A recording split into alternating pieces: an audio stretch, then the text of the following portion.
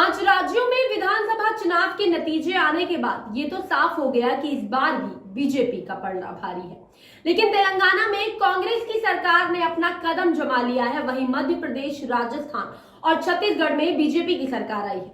लेकिन तेलंगाना के गठन के बाद तीसरे चुनाव में कांग्रेस पार्टी सत्ता संभालने जा रही है और मुख्यमंत्री का ताज जाएगा रेवंत रेड्डी के सर, जिन्होंने पार्टी में अपनी अहम भूमिका निभाई है और जीतोड़ मेहनत के बलबूते पर वो कांग्रेस आलाकमान के चहेते बन गए। आइए जानते हैं रेवंत रेड्डी की पढ़ाई से लेकर राजनीति तक का सफर। तेलंगाना के मुख्यमंत्री रेवंत रेड्डी होंगे। वो गुरुवार यानी 7 दिसंबर को पद और गोपनीयता की शपथ लेंगे। कांग्रेस के संगठन महासचिव केसी वेणुगोपाल ने मंगलवार शाम को यह ऐलान किया। अब बात करते हैं रेड्डी के जीवन के बारे में। 1969 में जन्मे रेवंत रेड्डी ने एनवी कॉलेज से बीए की पढ़ाई की। उस समय उन्होंने एबीवीपी की ओर से छात्र नेता के रूप में सक्रिय भूमिका भी निभाई। 2006 में उन्होंने मध्य मंडल जीपीटीसी चुनाव में एक स्वतंत्र उम्मीदवार के रूप में चुनाव लड़ा और जीत हासिल की। बाद में 2007 में महबूबनगर से एक स्वतंत्र उम्मीदवार के रूप में स्थानीय निकाय चुनाव भी जीता। इसके बाद साल 2014 में कोडंगल से रेड्डी फिर से चुने गए। ये उनकी लगन ही थी कि उन्होंने टीडीपी के जमीनी नेता और पार्टी के कार्यकारी अध्यक्ष के रूप में महत्वपूर्ण जिम्मेदारियां निभाई। 2015 में एमएलसी चुनावों के दौरान रेड्डी तेलंगाना में तब सनसनी बन गए थे जब उन्होंने करेंसी नोटों के इस्तेमाल के मामले में उन्हें गिरफ्तार किया गया था। हालांकि रेवंत बिल्कुल भी नहीं डरे। इन सबको केसीआर एंड कंपनी ने एक साजिश के रूप में दे दिया।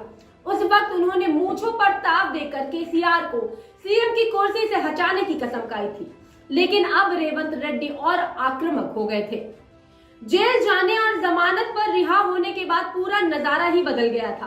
रेवंत जो पहले से कुछ हद तक आक्रामक नेता के रूप में नजर आते थे, अब उन्होंने अपने शब्दों और आलोचनाओं में तीखापन बढ़ा दिया। जैसे ही उन्होंने माइक पकड़ा, वो केसीआर और उनके परिवार पर कठोर शब्दों का प्रहार करने लगे। वो खुद अपने ही सोशल मीडिया आर्मी बनाकर अपनी छवि को काफी ऊपर उठाने में कामयाब रहे। जब चंद्रबाबू नायडू को इस बात का पता चला तो उन्होंने रेड्डी को पार्टी से निलंबित कर दिया था। 30 अक्टूबर 2017 को उन्होंने राहुल गांधी की मौजूदगी में कांग्रेस का हाथ थामा था। इसके बाद से रेवंत का राजनीतिक करियर आगे बढ़ने लगा। इसके साथ ही तेलंगाना प्रदेश कांग्रेस कमेटी अध्यक्ष की रेस में 2 दिग्गजों को आमने सामने खड़ा देखा गया, लेकिन उत्तम कुमार रेड्डी को पार्टी की कमान सौंप दी गई। भले ही वो अपमान से घिरा रहा हो, भले ही आरोपों से उसे आहत किया गया हो, भले ही परिस्थितियों ने उसे अकेला कर दिया हो, साहस के साथ उसने हार नहीं मानी। इस क्रम में उन्होंने अपना पैसा भी खर्च किया। उन्होंने सुनील कानुगुलू जैसे राजनीतिक रणनीतिकारों को भी नियुक्त किया और पार्टी को मैदानी स्तर पर मजबूत किया। हालांकि नेतृत्व के साथ बातचीत करते हुए रणनीतिक रूप से वरिष्ठों को शामिल करते हुए रेवंत आगे बढ़े।